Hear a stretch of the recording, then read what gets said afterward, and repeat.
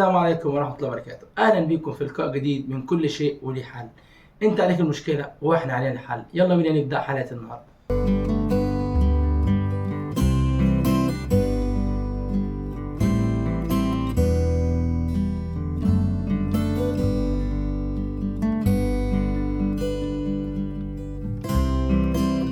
مشكلة من عدوى بتقول أنا معايا مشكلة خارج نطاق الجروب، فبعد إذن الأدمن ينزلها.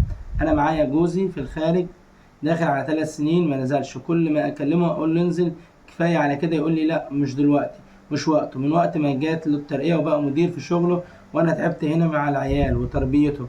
أنا عايشة الدورين الأم والأب، وأنا ست وليا احتياجاتي مع زي أي ست من حقها. فصل بيا الحال إن كل يوم والتاني ما يعديش عليا إلا وأشوف الأفلام القذرة دي، لحد ما تقريبا بقيت مدمنة، والموضوع ده مضايقني ومش لاقية حل ليه ومش قادر أبعد عنه.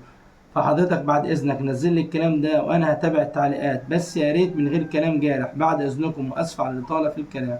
كده أنت في المشكلة دي جاي ومجني عليك. تمام. أول حاجة مفيش أي حاجة تبرر إن أنت تتفرج على الحاجات دي، يعني مهما كان أنا عارف أنت ست وليك احتياجات، بس مفيش أي حاجة مهما كانت تبرر اللي أنت عملتيه. اللي عملتيه ده ذنب وذنب كبير، انا مش بقطمك فيه، بس لازم تعرفي قد ايه اللي انت عملتيه دوت غلط وخاطئ. ان المشكله ان الموضوع دوت هيأثر على حياتك فيما بعد كتير جدا. اول حاجه الموضوع دوت هيخليك تقدمي تنازلات، انا مش بتهمك في اي حاجه، بس صدقيني الموضوع دوت مادام بدأ معاكي، فانت لو ما وقفتوش عند حده هتلاقي بتقدمي تنازلات مره ولا مره. فهمتيني؟ فهيبقى نقطه ضعفك. فاولا يعني اللي انت عملتيه دوت لازم تتوبي عنه وتستغفري ربنا على قد ما تقدري، وتتجهي لربنا وتصلي، وعلى قد ما تقدري تصفي فكرك وتصفي طاقتك في حاجه، اي حاجه تخليك ترجعي للوضع دوت. اتفرجي على الحاجه دي ابعدي عنها، وصفي طاقتك دي في اي حاجه مفيده. دي اول نقطه. تاني نقطه، انت ضحيه وانت برضه عليكي خطأ. انت ايه اللي يخليك تصبري على وضع زي دوت؟ انا مش بقولك اتطلقي يا جماعه، احنا انت عارفين احنا هنا مش بنقول الطلاق ده مش عمره ما كان حل. لا ما تطلقيش، انت لازم تشوفي حل مع جوزك، لازم تتناقشي مع جوزك، لازم تتكلمي مع جوزك، تقولي انا مش قادر على الوضع دوت. مش عيب ولا غلط، مفيش احراج، دي احتياجات، انت ست. تمام. زي ما الراجل بيحتاج الحاجه دي زي الاكل والشرب، دي برضه سبحان الله احتياجات للراجل وللست. وغير كده وكده اصلا، يعني هو اصلا شرعا من منظور شرعي، ان السلف قال لك ان الانسان يعني الست ما تقدرش تمتنع عن جوزها اكتر من 6 شهور. انت بتقولي في الرساله 3 سنين، يعني نقوله مثلا لو ضعف المده سنه نقوله ماشي، لكن ده 3 سنين. انت ايه اللي مخليكي صابره على الوضع دوت؟ ليه تسكتي على الوضع دوت؟ مش لازم ان انت يعني عشان تحاول تصلحي الوضع دوت انت تسعى للطلاق وتطلبي الطلاق، لا. اتصل بيه واقول له لا شوف لي حل، انا تعبانه من غيرك. ومش عيب يا جماعه والله، يعني صدقيني انت مش عيب لما تطلبي من جوزك حاجه كده تقول انا محتاجاك في النقطه دي. ايه المشكله؟ مش غلط. تمام. دوت الراجل ومراته مفيش بينهم الكلام من دوت. لكن ان انت تسيبي نفسك للوضع دوت، لا صدقني الشيطان كل مدى هيسهل لك الموضوع. النهارده افلام، بكره يحصل ما لا يحمد عقباه. انا مش بتهمك برضه بعت لك الكلام، بس معلش احنا بشر، احنا بنضعف. واصله لحضرتك الموضوع دوت يعني بيمهد، يعني مفيش ابدا حد في الدنيا اتعاطى مخدرات غير لما شرب السيجاره الاول. عمرك ما هتلاقي واحد بيتعاطى مخدرات وما بيشربش سجاير، دي مستحيله، ان هي بتبدا خطوه بخطوه. فانت اي حد هتدوس على ضعفك في الوقت دوت اللي بتتفرج عليه هيخليك تضعفي وتقدمي تنازلات، ما ينفعش. تمام. فانت دلوقتي في بدايه المشكله. اللي انت بتعمليه ده حاجه ذنب كبير، بس اللي وراه اكبر، اللي وراه اعظم، اللي وراه اخطر. فانت جوزك كلمي جوزك قولي له لا انت لازم تجي لي، انا محتاجاك. وما تتكسفيش وما تتحرجيش، مش حاجه غلط. مش لازم تقولي لي مثلا ان انت بتتفرجي لا يعني مش كده، لا. بس انت قولي لا انا محتاجاك، محتاجك زي محتاجك في جنبي. تمام. وفهميه قولي له يعني ده شرع ربنا بيقول كده، يعني بيقول لك في الشرع ان 6 شهور. انت مقعدني 3 سنين، طب انا لا تجي لي لا انا اجي لك. ده حق ودي حقوق. طب انت انت ملزمه منه في الحاجه دي. الشرع دي حاجه شرعيه انت ملزمه منه فيها، وصلت لك؟ فانت لا، ما سكوتك غلط. وحتى لو هو مش مستجيب، لا شوفي حد من اهله كلميه، ما تسكتيش. الموضوع ده ما تخلوش يتطور معاك. تمام. وبرضه عايز اوصل لك حاجه، لازم الموضوع دوت الافلام دي تبطليها نهائي يا جماعه. يعني كلام على الهامش كده، الافلام دي صناعه، يعني مش في الحقيقه. يعني اللي احنا بنتفرج عليهم البطل او البطله في الافلام دي شغلانتهم كده، مش حقيقه. يعني مثلا لما نتفرج على فيلم اكشن بنشوف مثلا البطل بيطير، البطل بيعمل حاجات خارقه، ممكن يضرب واحد يوديه اخر الدنيا. تمام. كل دوت مؤثرات، وكل دوت مش حقيقي، قوة إخراج ومؤثرات بصرية والكلام ده كله. فكذلك الأفلام دي كلها شغالة على كده. يعني أنت لما تتفرج على الأفلام ده صدقيني هتلاقي نفسك نفرة من جوزك، هتلاقي نفرك. يعني دلوقتي مثلا أول ما يجي جوزك هيجي، مش اللي أنت بتتفرج عليه دوت بيتبنى في عقلك الباطن. تمام. أنا بتكلم يا جماعة يعني عامة، مش على حالتها بس، يعني أي حد ربنا يبتليه بالحاجة دي. الأفلام دي يا جماعة دي صناعة. فأنت كل ما بتتفرجي بتحفزي مناطق في عقلك، في الذاكره.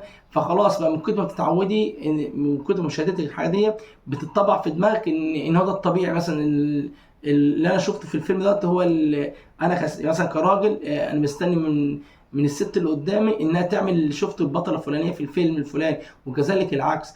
دي حاجه صعبه جدا، دي حاجه مدمره جدا للنفسيه. انت الحقيقه غير كده خالص.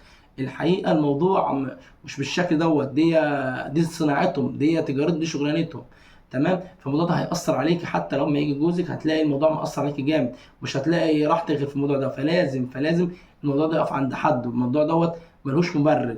استعيذي بالله من الشيطان الرجيم، وصلي وقربي من ربنا، وحاولي تفرغي الطاقه دي في اي حاجه مفيده. ومش عايز اطول في الكلام تاني وعلى عدل الكلام تاني. لازم جوزك يجي، انت تصرفي يا ستي. بصي يعني هقول لك حاجه، قولي له انا لو ما جيتش هتطلق بالكلام، مش حقيقي. يعني مثلا ما تبقاش انت في نيتك كده، لا قولي له انا ما جيتش انا هتطلق، بحيث اي حاجه يجي فهمتيني. بعد كده فاهمين مش عايز تطلقي، يعني اكدبي عليه الكذب كده مباح. طب ما انت لازم تشوفي حل. قولي له انا عايز اتطلق، تعالى شوف لي حل. لو هو قال لك قلت له تعالى، او انا اروح لك، ما اقدرش اقول خلاص انا عايز اتطلق بالكلام بس لحد ما يجي. تمام. وربنا يسهل لك الامور يعني، ويحسن لك حياتك يا رب. وصدقيني ابعدي عن الموضوع ده وتقربي من ربنا، وان شاء الله ان شاء الله هتلاقي ربنا معاكي، وربنا هيعينك باذن الله. واتجهي لربنا وشكرا.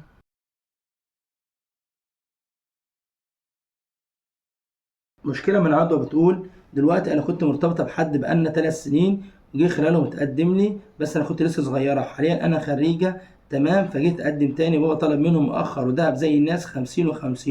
فضلوا يفصلوا، مش عاجبهم. المهم في الآخر وافقوا، بس هو أسلوبه اتغير معايا قوي، وبقى يشتم وبقى يتكلم عن أهلي بطريقة وحشة، وإنهم بيفكروا في الفلوس ومش حاسين بيه وكده، مع إن أهلي والله ما طالبين أي حاجة غير الناس. المهم أنا شغالة. فهو كل شويه يقول لي بهزار كده: اعملي حسابك انت اللي هتجيبي الفستان، انت اللي هتجيبي بوكيه الورد، انت اللي هتجيبي كذا. وطبعا انا برد بهزار واقول له: اجيب انا ليه وانا مالي؟ انت بتعمل اي حد ما اتكلم بجد. فقلت له انا مش هحط جنيه. معلش يا جماعه انا بقرا يعني اللي مكتوب. انا مش هحط جنيه، دي حاجات عليك انت كراجل. يقول لي: انت ازاي ما تقفيش جنبي؟ انت على كده لما نتجوز مش هتحط مرتبك في البيت؟ قلت له: لا طبعا هحط جزء منه. قال لي: جزء؟ انت لو واحده بتفهمي في الاصول كنت قلت لي خد الكريدت وروح ايبض انت. فقلت له: لا طبعا ملهاش علاقه بالاصول والتربيه، ولكن انا حر احط جزء او ما احطش. انت مش المفروض تجبرني او تطلب ده. من ساعتها بقالنا 3 شهور مش بنتكلم. المفروض اني اكلمه ولا انهي الموضوع مع اهلي واخليهم يتكلموا اهله، يقولوا كل شيء اسمه نصيب، ولا اعمل ايه؟ بصي عامة يعني مشكلتك متشعبة.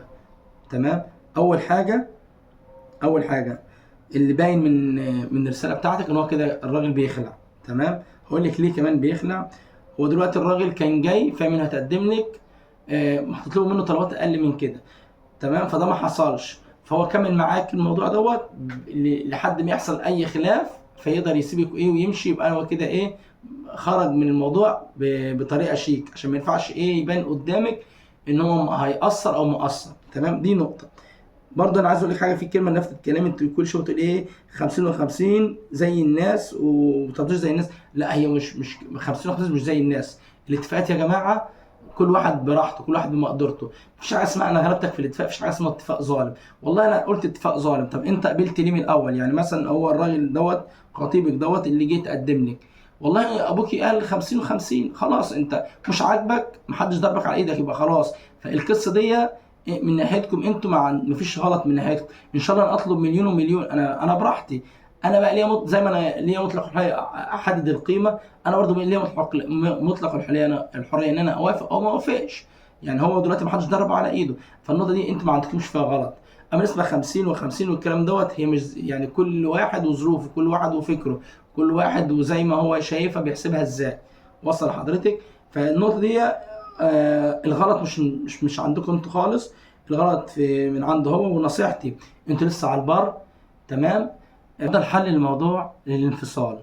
يعني ان طول ما هو بيقول لك موضوع ان انت مثلا ايه بعد الجواز هياخد من جزء من مرتبك، او حتى دلوقتي بيطالب منك حتى لو سبيل الهزار، زي ما انت بتقولي كده كاتبه ان هو مثلا ايه اجيب له حاجه، اي حاجه، الورد، بوكيه الورد، الفستان والكلام ده، حتى سبيل الهزار ما ينفعش الراجل يهزر في الموضوع دوت.